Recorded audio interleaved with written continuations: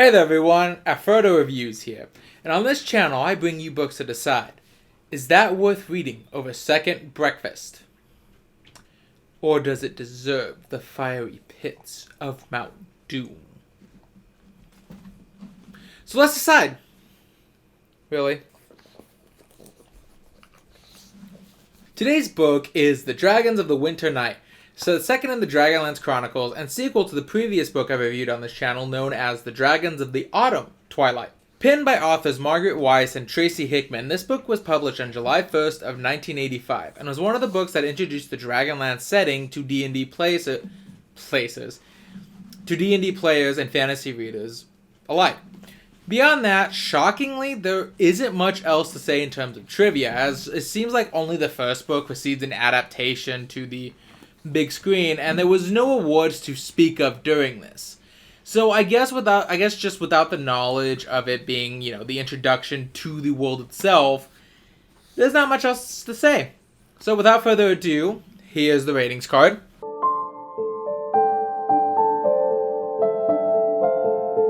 And we move on to the cover.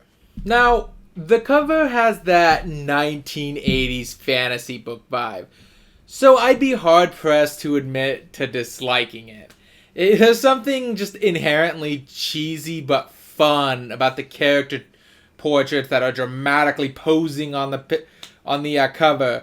This time, our characters, which are Sturm, the dedicated knight of Solomnia, Lorana, the love-struck elven princess, and Tasselhoff, our kinder kleptomaniac. And the representation of these characters feel rather accurate to who they are within the book. The setting, the dragon in the background, even these little fortress walls, they all feel like they're pulled directly from the story. And as such, I have no qualms about it. It's a pretty decent cover, all things said, and it gives you a pretty nice idea about the story itself. Even on the back, you can kind of see a slight hint at a small twist further on in the story.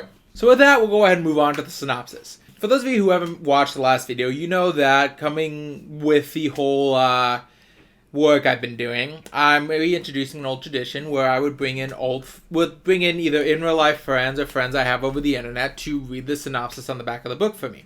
Without further ado, I'm bringing Rikari back, because what better person to read a book about dragons than a dragon? So, here you go. Now the people know that the dragon minions of Takhisis, Queen of Darkness, have returned. The people of all nations prepare to fight to save their homes, their lives, and their freedom. But the races have long been divided by hatred and prejudice. Elven warriors and human knights fight among themselves. It seems the battle has been lost before it begins. The companions are separated, torn apart by war. A full season will pass before they meet again, if they meet again. As the darkness deepens, a disgraced knight, a pampered elf maiden, and a rattlebrained kender stand alone in the pale winter sunlight. Not much in the way of heroes.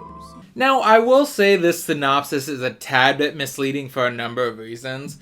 One of them I'll go far more into during the review, but the one that I can say here is the book gives the impression that Sturm, Tass, and Lorana are really the only characters within this book. And while I would argue that it's true that they get the majority of the character focus, it would be a lie to say that the other characters got no screen time at all. In fact, I would even argue that Race and Tanis get an almost equal amount of screen time and development as well. With Tass, Sturm, and, Sturm only just getting just enough to say they're the major characters. Unfortunately, it is true that my favorite character, Flint Fireforge, does kind of get hit with the minor character anvil this time around, so a little disappointed there. But before I woe my favorite character being forsaken by the authors of this universe, let us dive truly into the review proper. And let me just be straight with you guys off the bat, this was a very disappointing sequel. Now before I delve too deep into the negatives, I would like to start with some positives.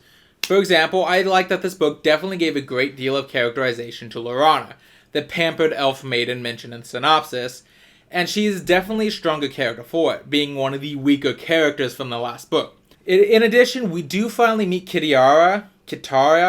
I do apologize, I'm definitely not. Can we destroy the peanut butter and jelly another day, please? Just, 30 minutes later, please? So I don't have to hear that the whole time in the back? Okay. Now, don't destroy me. We also meet Kitara. I'm just going to call it Kitara because now I can't call it Kitara. That makes me think of Avatar. Will you stop? We do also finally meet Kitara, Tannis' human lover from the previous book, and I do like the revelations of the dynamics of their relationship with each other, rather than the picture that has been painted for us throughout the 2 books. For a book published in the 1980s, it was somewhat surprising to see though, and I admit that I'm not completely sure if the author intends for the dynamic to come across the way they're presenting it. Oh yeah, I guess that's what I gotta say. I should also warn that because this is a 1980s book, you also have some of that old 1980s styling to it, such as one of the character basically being slut-shamed as a, this is why they're a bad person. I did also like the return of the Fizzband character, who felt very much like a player character who's been tossed into the novel world with the NPCs. And he did provide a fair amount of investment to this book, and his adventures with Tass are probably among the highest points of the entire book. Now that sounds like a compliment, but until I tell you that that Tass's and Fizzband's adventure probably isn't even 10% of the book. So to move on. Now those of you who've watched my Autumn Twilight review, you know that one of the issues I had with the previous book was that it felt like Weiss and Hickman dropped us into a world that we were already supposed to be at least a little familiar with. Now obviously this wasn't the case. It was the first book in the Dragonlance setting, period. So there was no other thing to get familiar with it. This was the very first introduction we had to the world and the characters. However, it didn't stop me from feeling like I was a player who had just been tossed into a 2-year-old campaign with a brand new character joining a group that's already been together for those 2 years. Everyone has these character dynamics, these background events that inform their characters, these oddities to them that have been caused by stuff in the past. And I'm just sitting here as this fresh-faced newbie at the table who feels a bit like the red shirt who's just there to fill a quota. This feeling definitely transfers over as the book starts at... Okay, so this feeling definitely transferred to this book as well. As the book starts at the end of an adventure our heroes did in between books. But that's honestly not the worst of it. Despite the fact that the book claims that it follows Lorana, Sturm, and Tass for the majority of it, the thing that ultimately got me the most about this book is that it skips over an entire adventure with them, which takes place shortly after the separation of the group. It honestly feels insulting to cut away from Tannis' group to go see what Tass, Sturm, and Lorana are up to, just to find out the author was just like, here's everything they did summed up in a 2-page song. I mean, you don't really want to read about a group of mismatched adventurers traveling to a fantastical location, fighting walrusmen, dinosaurs, and minotaurs, watching Lorana come through at a pivotal moment in the adventure to slay one of the leading members of the army that's currently ravaging the world and gaining control of a MacGuffin that is said to be able to turn the tide of this war in the hero's favor. I mean, like what? Do you think this wasn't a fantasy adventure book or something? Yeah, it just skips this entire adventure, and we rejoin Lorana's group after they've done all these cool things, and are trying to get back to meet up with the rest of the group in Senrist. I honestly don't understand this decision in the slightest. What reader wants to just hear about a cool adventure summarized to them instead of experiencing it with the characters?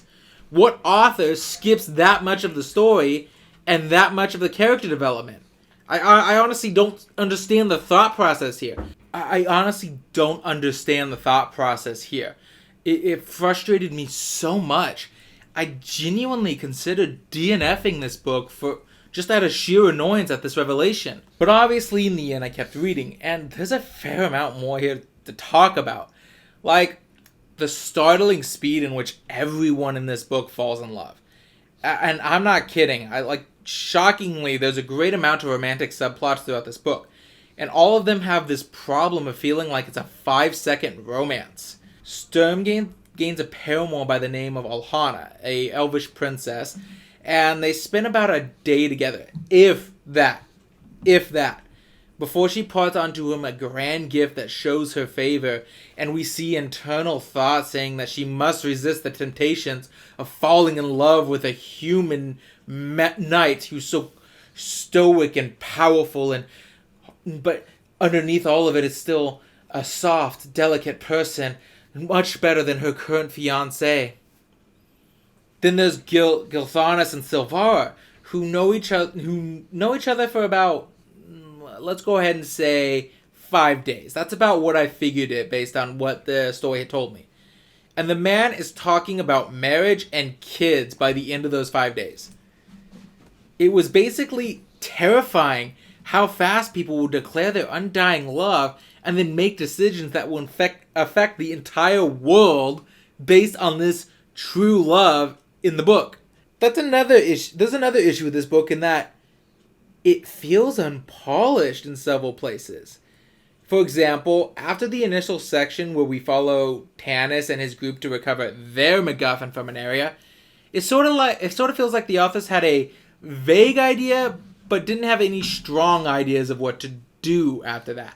To do with Tanis and his group after that. So when we finally return to Tanis, we see the beginnings of a plot involving his group, only to see it sputter and then abruptly end. And with no resolution whatsoever in this book. Not even a dramatic cliffhanger to leave us, oh no, how are they going to get out of that situation? The stern romantic subplot actually feels like it was just included to include an unrelated MacGuffin in the books that explains some events near the beginning and might inform character actions in a later book. But otherwise, the subplot is practically forgotten almost throughout the entirety of the book. And finally, the worst offender is the titular Dragonlance itself. For the last book, and this one, the Dragonlances have been hyped up as the ultimate dragon-slaying weapon that is absolutely imperative to meeting and defeating dragons in the heat of combat. Pretty much, it's Dragon's kryptonite. So when this book not only includes Sturm gaining one by being gifted it by a supernatural force that only allows him to take it despite others trying, during that adventure we weren't allowed to see. Moving on. But a side character learning the secrets of forging them once more and creating a small stockpile for the Knights of Solamnia to use in battle, you'd think it'd weigh heavily on this plot, right? Wrong, sir. You get nothing. You lose. Good day, sir. The Dragonlance is treated like an afterthought, not just by the story, but by everyone within the story itself. There's this grand display of them coming in, showing how powerful the Dragonlance is. Like Sturm even gaining one through the supernatural gift of some dragon rider he found completely encased in ice and would only release the Dragonlance when he tried to take it. And with them even declaring, now there is hope for the forces of good and the tax defenders of this realm. And that they come with figures who know how to use them and are now ready to train the knights whose mythical hero used one in battle. And what's the response they get? Nah, I don't really feel like it. Well, I mean, I guess infighting, but well, okay, so they take this pile of Dragonlances to the front line, intent on giving them to knights so that they might quell the siege that is coming to them and protect the unconquered lands and city behind them, knowing that they are the last hope that prevents the great country of Solamnia and a massive city from undergoing siege by these dragon knights. So obviously, when they get them, they're gonna be like, oh yeah, we got these awesome weapons now, right? So what's the response when they finally get them, you know? Nah, I don't really feel like it. Oh, okay, they're just as useful piled up in the corner and forgotten about because the defenders don't want to use a lance. That seems reasonable, I guess, in somewhere in this world.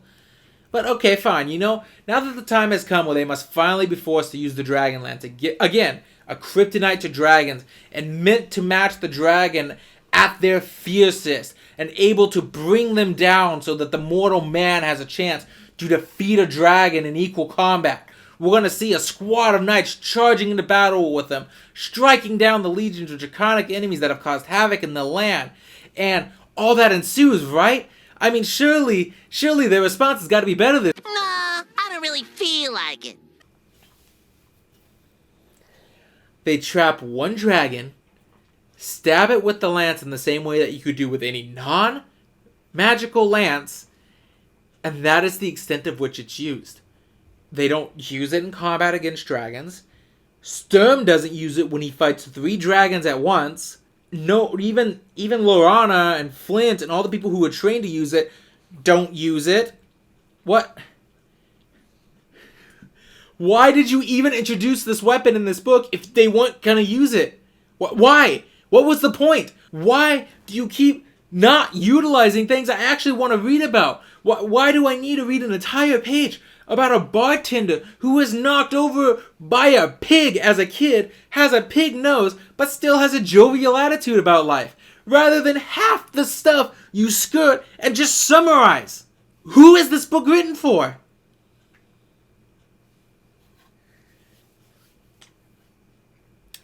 Four out of 10.